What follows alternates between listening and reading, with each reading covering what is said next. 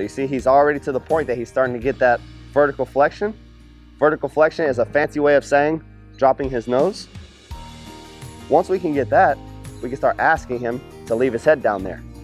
And what I'm looking for is the same thing I look for on a quarter horse or a warm blood or any trotted horse that I would work with. I would like to see from the poll to the withers to the hindquarters is horizontal.